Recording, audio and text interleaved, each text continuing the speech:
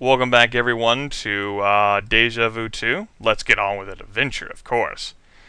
In the last episode, we traveled to Chicago and visited our old haunts. And then were promptly terrified by an old woman who beat us with a purse and yelled, "Save the furniture!" We also met Gabby. I am Gabby. I'll get you next time, Gadget. Next time! I don't know. Anyway, let's do what I actually came down into this back alley to do, which is not to try to examine graffiti on the walls, but to open this damn door back here, which is conveniently locked. Inconveniently for the door, though, I have a penknife. Open the penknife, operate the penknife on the door. With more luck than skill, you jimmy open the lock. Amazing what a penknife can do. The door is now unlocked. Let's get in there. You can't see your finger in front of your face. Oh, now that's not cool. I know there's some funny shit that can pop up there. Just in case. Save. Replace. Let's walk in and out of. You fell and broke your neck. If only you'd zigged instead of zagged. Our first step in the series, folks! Yes, I'll use a save game. I guess it's kinda... The door won't open. It's locked. The door won't open. It's locked. How do I get out of here? Too bad you broke your neck. But seeing in the dark was never your specialty. So what you're telling me is that if I enter here without the flashlight, I can't escape from this room. If I do not have a source of light, it will kill me. You mean there's no light being reflected in from the back alley? Really?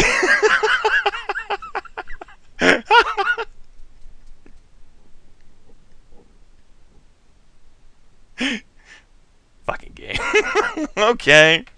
Fine. I thought that, like some sort of cool quippy thing like darkness, Mr. Watson or whatever would pop up. But you know what? Screw it. Screw it. We had some deaths thrown in. Unintentional comedic deaths there. We're gone. We're gone. You know what? Forget it. Fuck you. Fuck you.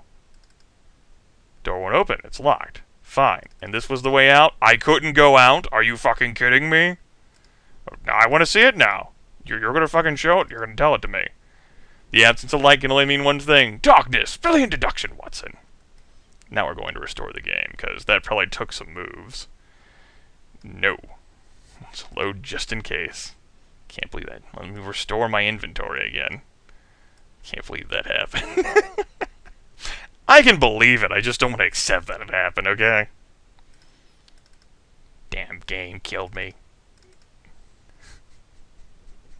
All because I couldn't leave the frickin' room. I just want to go!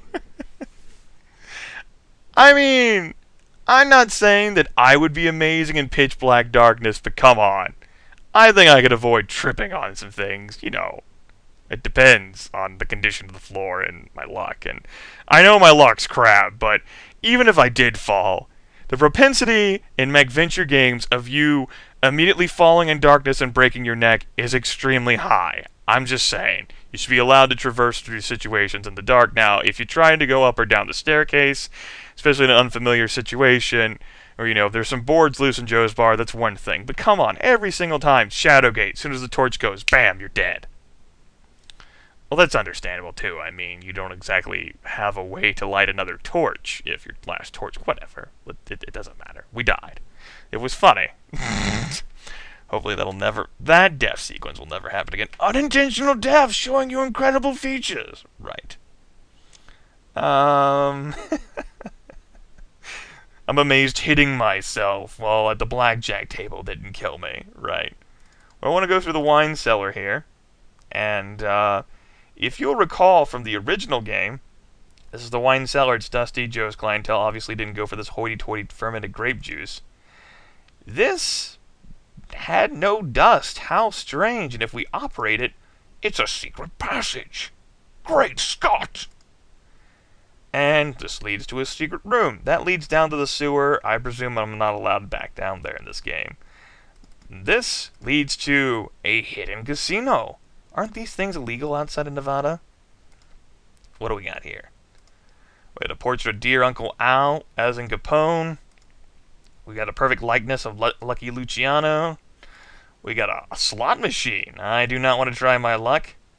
Roulette wheel, round and round it goes, and a crap table. Craps is a great game if you're a fast thinker and lucky. Who knew? Now, if you take a look at this slot machine, it doesn't look like the slot machine has been used in a while.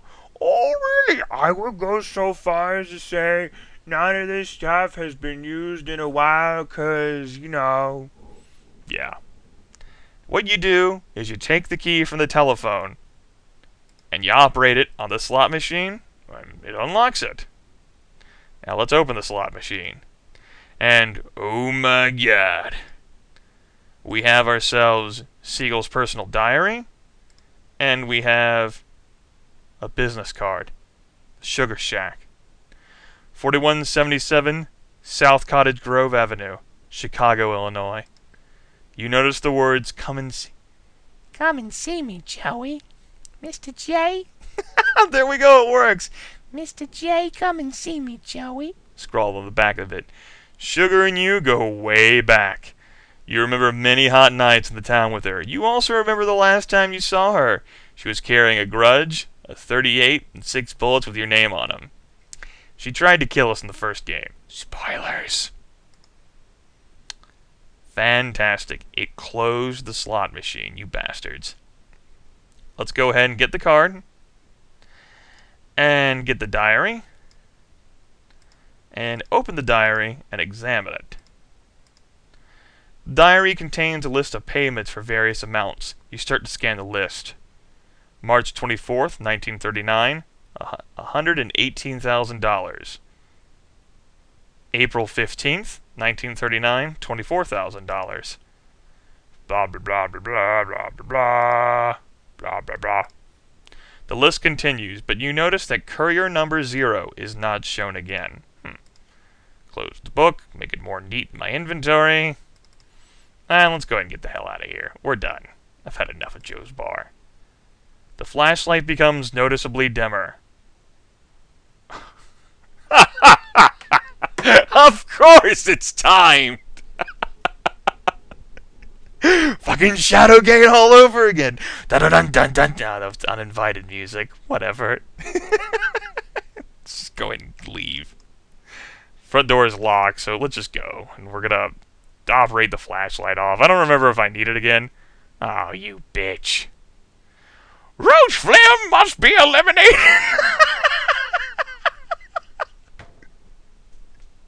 I didn't know she existed.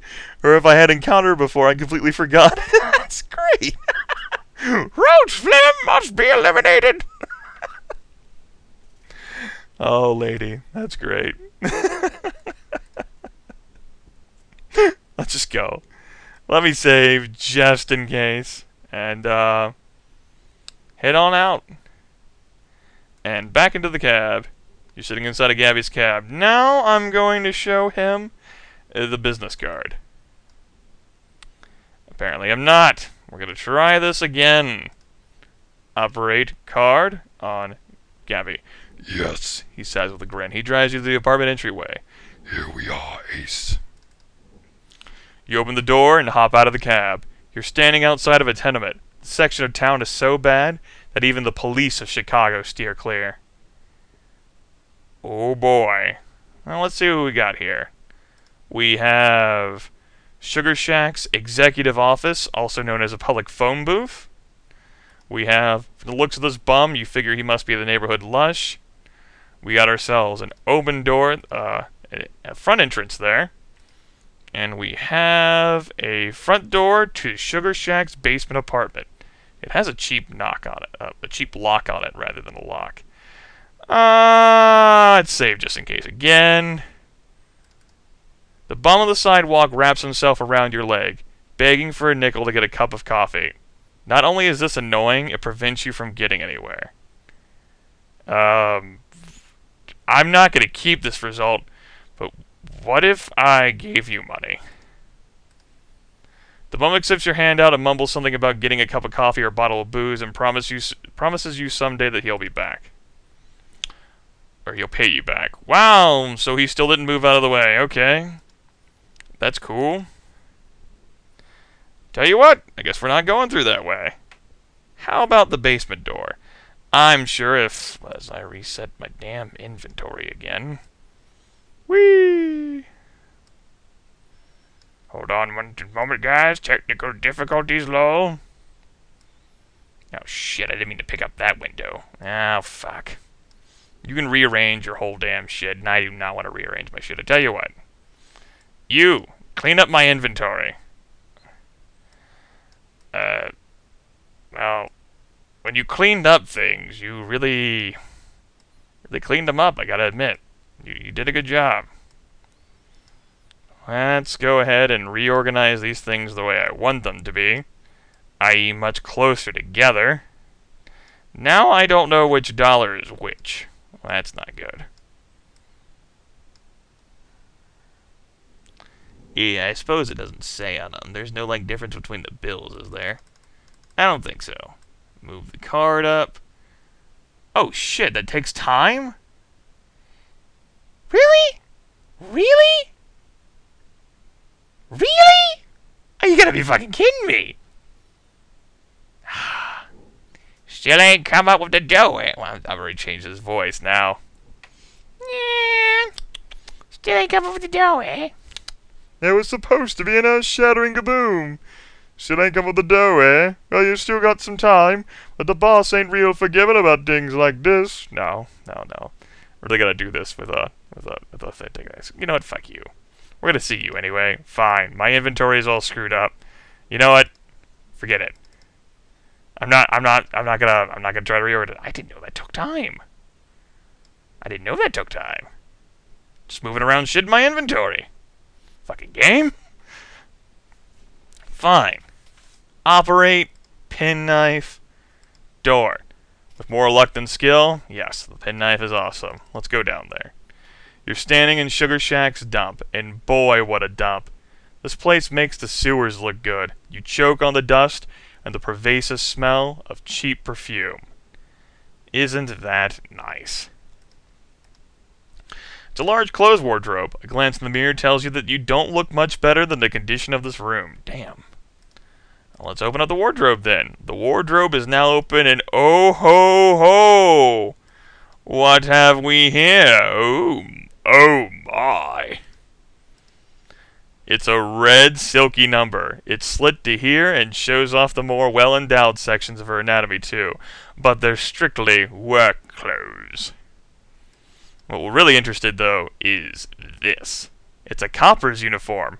Close examination reveals that the owner is none other than McMurphy, the flatfoot who picked you up for the Siegel murder. That bastard. I want that. Give it here. That's great. What do we got here?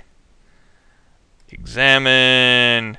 It's a brand new vacuum cleaner. What's Sugar doing with a vacuum? What else is in the room? Okay. What's this? It's a pile of Sugar Shack's dirty clothes. You figure today is not wash day. I think this is what I'm supposed to do with the vacuum cleaner. Santa's gonna put you on his bad boy list for slashing the vacuum. Can I open it now? The vacuum is now open. Oh, I probably didn't need to slash it then, huh? It's a full vacuum cleaner bag. It certainly didn't clean this room. There's still filth everywhere. Now I feel silly. I was supposed to slash the back. And I fucking cut up the vacuum instead. You know what? Fuck it. She tried to kill me. Bitch deserved it. Like I said, memory with this game, bit rusty. I think I know what I'm supposed to do, but in the process, I make some mistakes. You slash a gaping hole in the vacuum cleaner bag, and this is what we want inside. I think the clue here is that, you know, the vacuum obviously doesn't belong. The room looks like shit. So, let's go ahead and get that, and we'll look at it after we... Sorry, I slashed your vacuum. Oh, it still shows off as brand new. That's good. So what's this? It's an envelope with a scrawl which says, Sugar, if I'm knocked off, give this to the chief of police. Make sure Captain Carlston doesn't see it. I think that's Joey Siegel. Huh. Well, what else do we have in here? We have Smelling wine and cheap perfume. Evening and Pierre. We have the paper folded to the obituaries. You notice that Sugar Shack seems to have cut one of them out.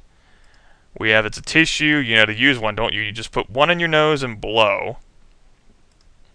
We got a box of tissues, and we have a night table with a bunch of bank deposit slips bundled together with a rubber band. That's cool.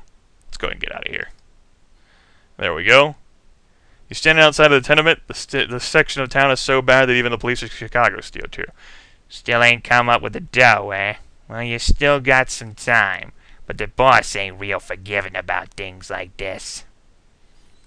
Thank you. Appreciate it.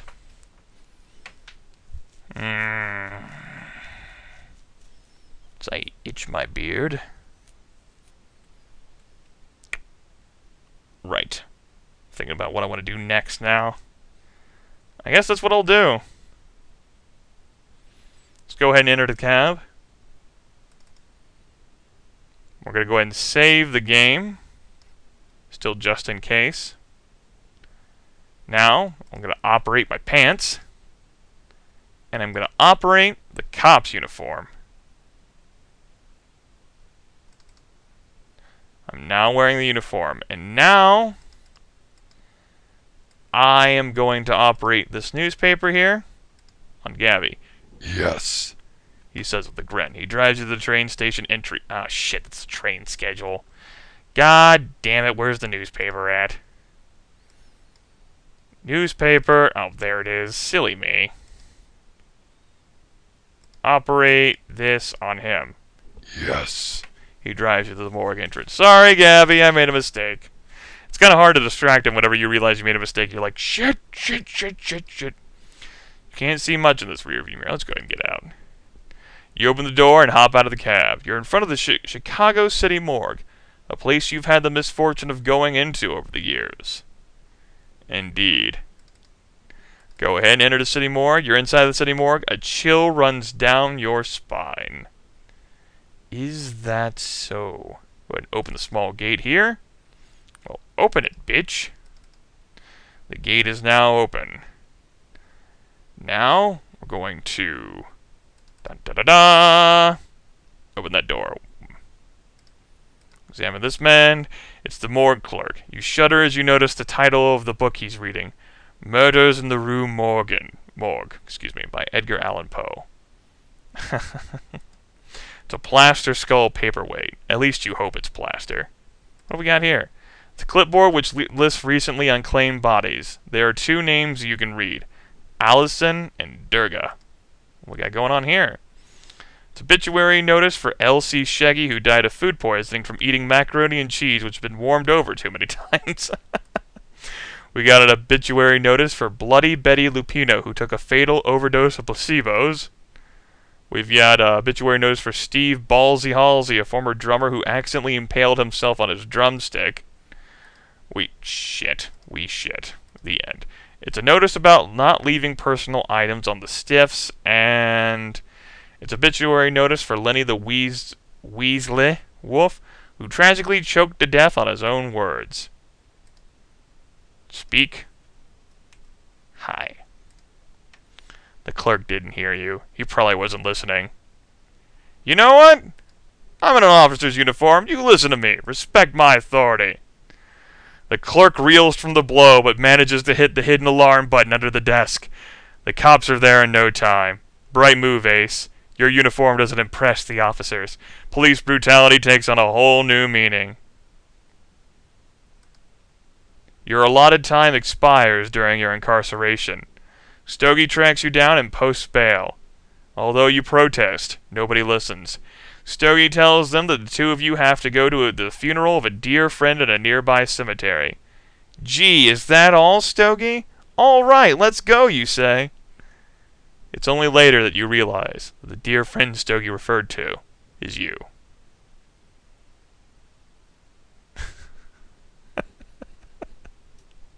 Now that one totally triggered that. Yeah, you get incarcerated. Stokey's generous enough to post bail, and he's gonna kill you. So you know. You have lost. Would you like to have another try? Yes, I'll use a save game. It takes us all the way back here. I don't think I showed off what it was like to not go in there with my police uniform on, but you know what, screw it. I'm wearing the pair of pants. That'll be fine. Operate, newspaper. Yeah, what the hell. I'll show you what it's like to try to go back there. Here we are, Ace. And let's go ahead and open the small gate here. The morgue cannot be opened. The clerk doesn't recognize your authority to step beyond this point and mutters, "No civilians allowed except dead ones." I don't listen to you. I guess I'm going to have to listen to you. I tell you what, I am going to operate the pair of pants. The clerk is upset by your rude behavior and calls for help. For your information, wandering around public places in the nude is against local ordinances regarding decency in just about every state in the union. You're under arrest, pal. Pro tip, you gotta take off your pants in the taxi cab. Yay, we're gonna die again. Woo, spring break. Because spring break involves death. Yes. You've learned something new today, haven't you? Alright. I think we're good. Coming up next time on Let's Get All the Deja Vu 2, I'm going to actually do that the right way. And we're going to go back in the morgue, and we're going to explore it. And we're going to do stuff back there. I'd be telling if I told you what we'd be doing back there. You really have no idea what the hell we're going to be doing back there. We're doing it. How did I think of going to the morgue? Well, it's what the clues told. I mean, you have to realize that Gabby can only go to locations that you can show him through items. So you only have a limited selection. The game is merciful in that way, because it really limits you're not having to use the speak command, and you don't have to like find some random obscure item which has an address. You know, if we have to do some lateral thinking. You get to the morgue, though. He obviously says no civilians, so you think, hey, the police uniform. That all fits. It all makes sense. There might be something back there that's interesting for us. Just saying. Anyway, tune in next time when hopefully we might avoid death. Especially accidental death. That'd be pretty nice. Not gonna lie.